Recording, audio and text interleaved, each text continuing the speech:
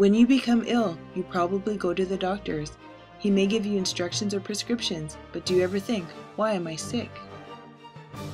I believe disease never comes without a cause. The way is prepared, the disease invited, by disregard of the laws of health. Cutting-edge science is finding this 1905 quote true in their study of epigenetics.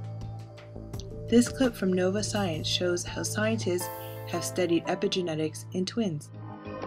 You have precisely the same genes, and you're literally clones, better known as identical twins.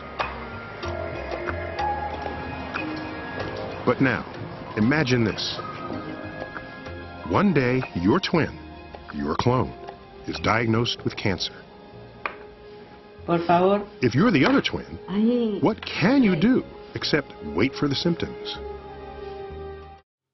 In the lab, what they found is that mice that are identical twins can have differently expressed genes.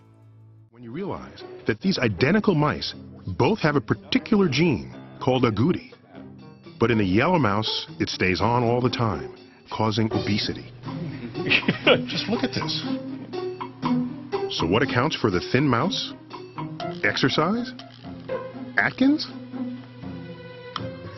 No. A tiny chemical tag of carbon and hydrogen, called a methyl group, has affixed to the agouti gene, shutting it down. Living creatures possess millions of tags like these. Some, like methyl groups, attach to genes directly, inhibiting their function. Other types grab the proteins, called histones, around which genes coil, and tighten or loosen them to control gene expression. Distinct methylation and histone patterns exist in every cell, constituting a sort of second genome, the epigenome.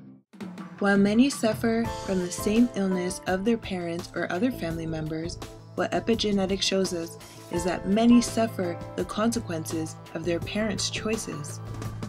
You are not responsible for what your parents have done, but it is in your best interest to ascertain how to live by the laws of health. When you do this, your health and the health of your future children can be improved. Epigenetics can change. So if you would think, for example, of the genome as being like a computer, the hardware of a computer, the epigenome would be like the software that tells the computer when to work, and how much. In fact, it's the epigenome that tells our cells what sort of cells they should be. Skin, hair, heart.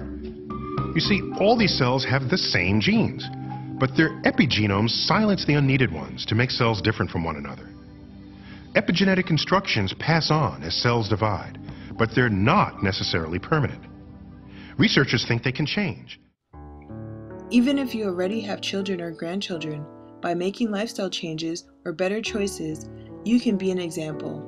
They can learn to make better lifestyle choices, improving their lives and the lives of generations to come. What now? Fill in your email to sign up for more videos.